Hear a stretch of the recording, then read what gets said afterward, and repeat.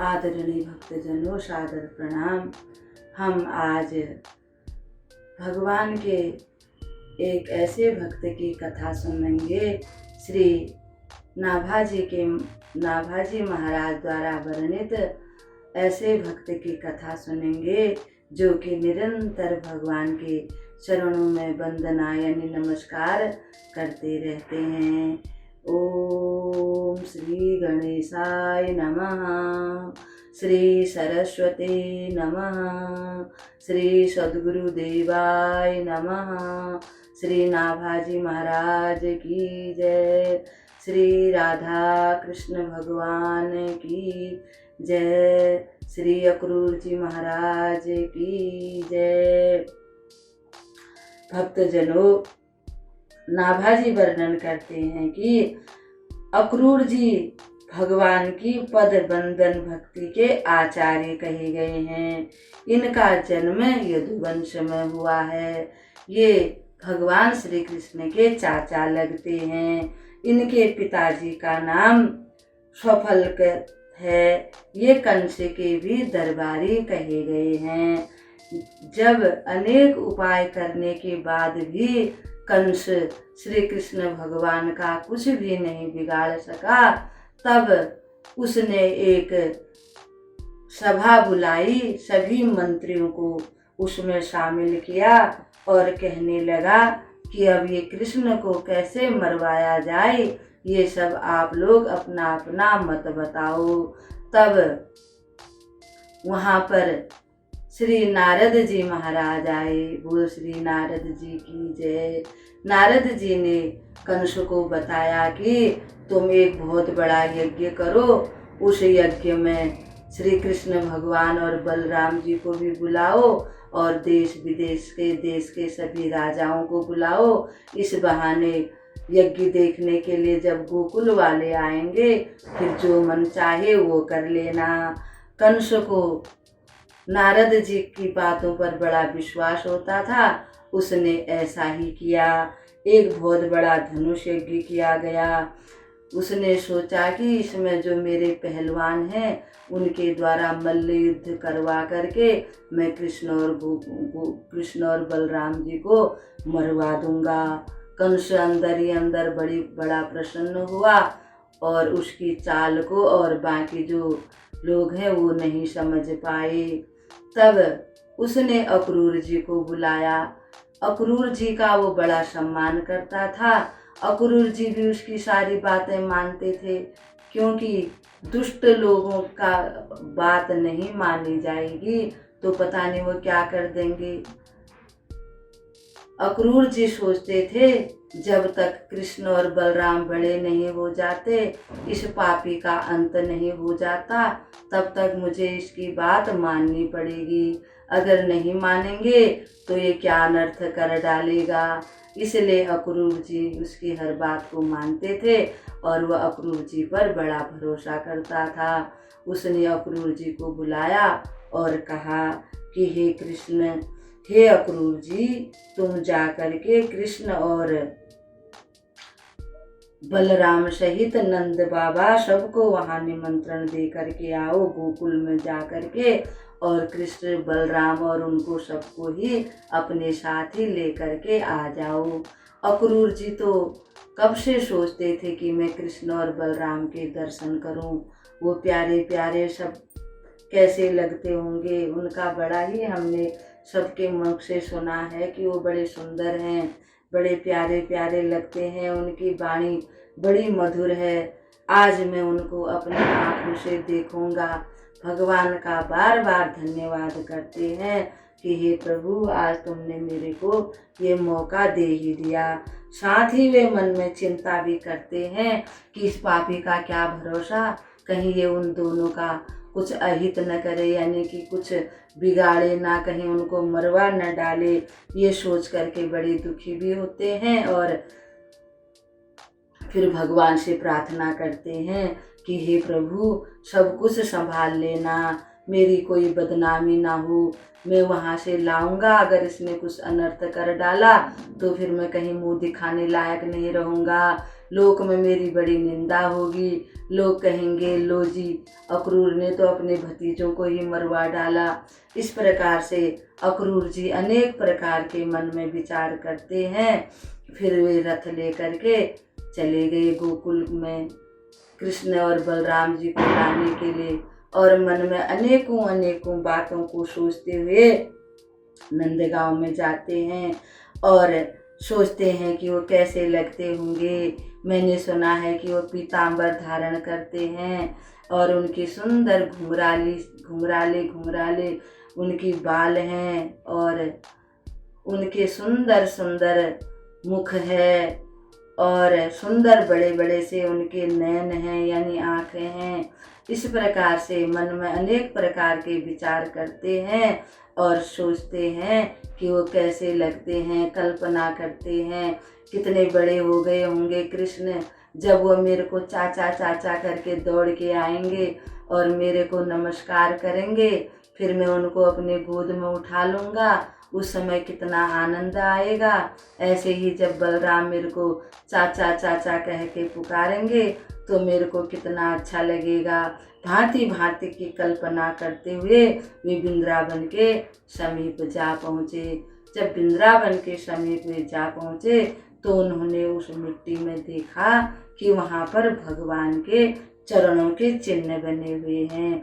वैसे तो भगवान के चरणों में 22 प्रकार के चिन्ह हैं, वहाँ पर कुछ चिन्हों का निशान बना हुआ, चिन्ह छपे हुए हैं भगवान के चरणों के। उनमें से वज्र है, अंकुश है, यौ यानी जौ है और ध्वजा, ध्वजा यानी झंडा, ये 4 चिन्ह वहाँ पर बने हुए हैं। जैसे ही अक्रूर जी ने उन चिन्हों को देखा तो रथ से कूद पड़े और वहाँ की जो चरण चिन्ह है उसको अपने माथे से लगाने लगे, वहाँ की मिट्टी को, और उस मिट्टी में विदुर जी लोटपोट हो गए।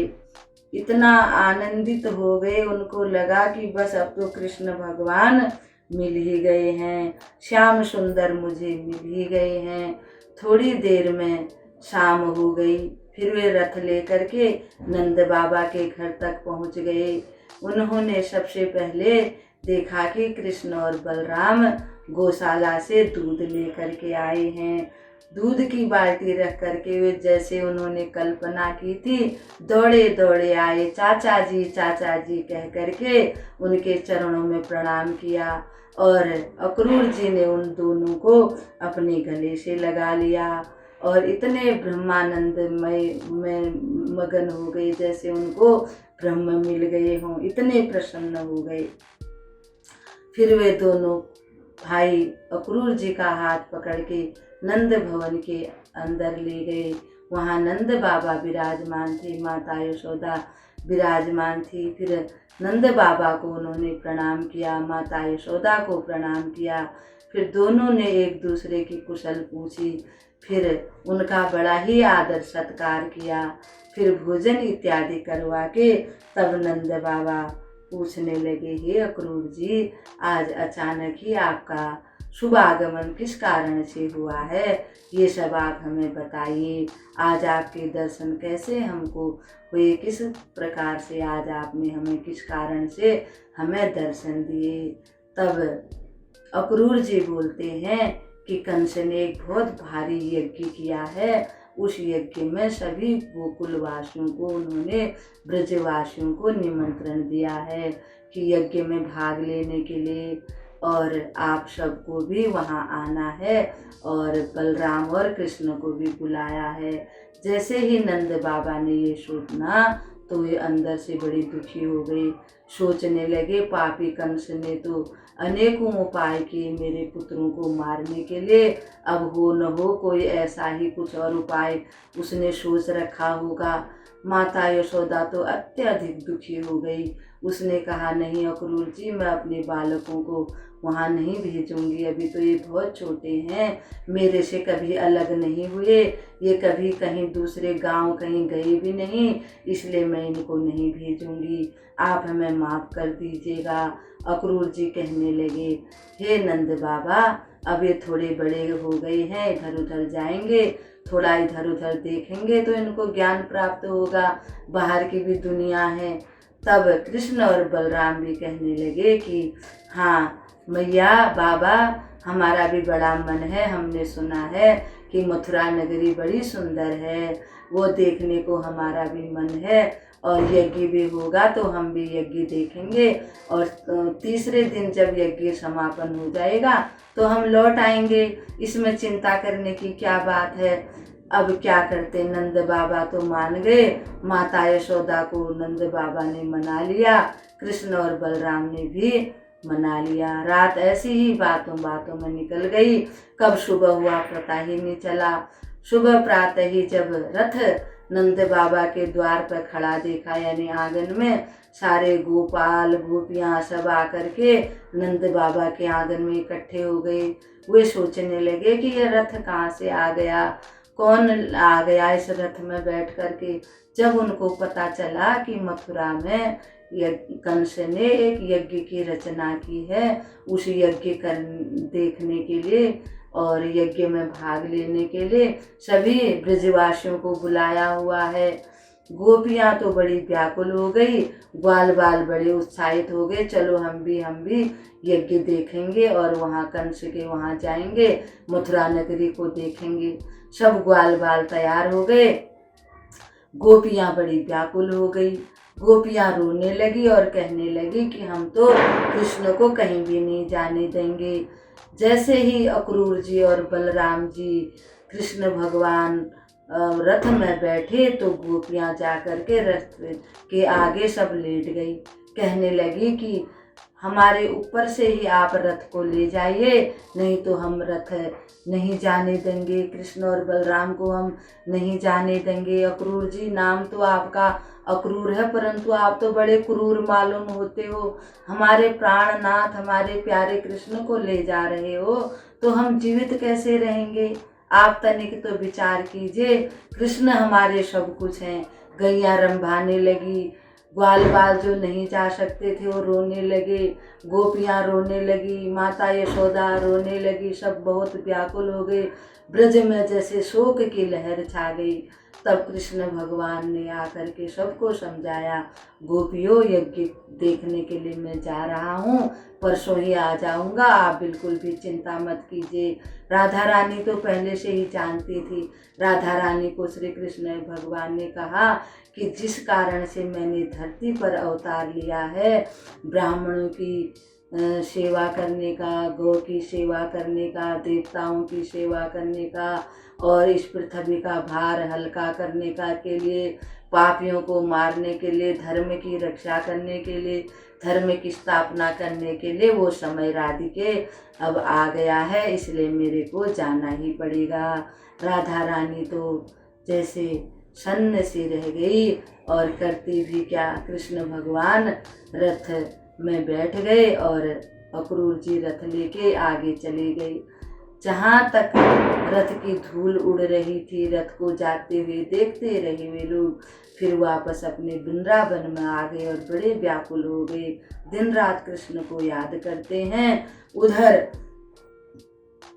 अक्रूर जी जब यमुना नदी के तट पर आए तो अपना नित्य कर्म करने के लिए यमुना जी में उतरे। जैसे ही यमुना जी में डुबकी लगाने लगे तो वहाँ उनको कृष्ण भगवान और बलराम जी के दर्शन हुए, क्योंकि वे अपने मन में यही सोच रहे थे कि कंस पता नहीं क्या करेगा क्या नहीं करेगा, अंदर से बड़े दुखी हो रहे थे। तो भगवान ने उनका दुख दूर करने के लिए अपने दर्शन दे दिए जल में भी। फिर जैसे ही बाहर मुंह निकाला तो देखा तो कृष्ण और बलराम तो रथ में विराजमान हैं। फिर डुबकी लगाई, ऐसे 3 बार हुआ। तब अक्रूर जी की सारी शंकाएं समाप्त हो गई। वे सोचने लगे ये तो ब्रह्म है साक्षात, और ब्रह्म तो कण कण में है, इसलिए मुझे चिंता करने की कोई आवश्यकता नहीं है। रथ लेके अक्रूर जी वृंदावन से मथुरा में पहुँचे। मथुरा में जाकर के जैसे ही रथ को उन्होंने खड़ा किया तो श्री कृष्ण भगवान से कहने लगे कि हे गोपाल, हे गोविंद, पहले आप मेरे घर विराजिए, वहाँ चलिए। श्री कृष्ण भगवान ने कहा था, क्या कहते चाचा, मैं पहले ये सब कंस आदि पापियों का नाश करके तब ही आपके घर में आऊँगा। बहुत कहने पर भी भगवान कृष्ण जब नहीं माने, तब अक्रूर जी ने कहा, फिर प्रभु जैसे कृष्ण आपकी इच्छा वैसे कीजिए। जिस नाभाजी वर्णन करते हैं कि जिन को पाने के लिए ऋषि मुनि हजारों हजार वर्षों तक तपस्या करते हैं, लाखों लाखों वर्ष जन्म जन्म बीत जाते हैं, परंतु भगवान उनको प्राप्त नहीं होते। अक्रूर जी ऐसे हैं कि भगवान स्वयं चल करके उनके घर पर गए, भगवान उनके घर पधारे। धन्य है अक्रूर जी की भक्ति और धन्य है अक्रूर जी। अब आज की कथा को हम यहीं पर विराम देते हैं। भक्तजनों, कल भगवान के एक और भक्त की कथा लेकर के हम आपके सामने उपस्थित होंगे। तब तक के लिए आपको प्रणाम करते हैं। सर्वे भवन्तु सुखिना, सर्वे सन्तु निरामया, सर्वे भद्राणि पश्यन्तु, मा कश्चित् दुःखभाग् भवेत्। असतो मा सद्गमय, तमसो मा ज्योतिर्गमय, मृत्योर्मामृतं गमय। ओम शांति शांति शांति। ओम।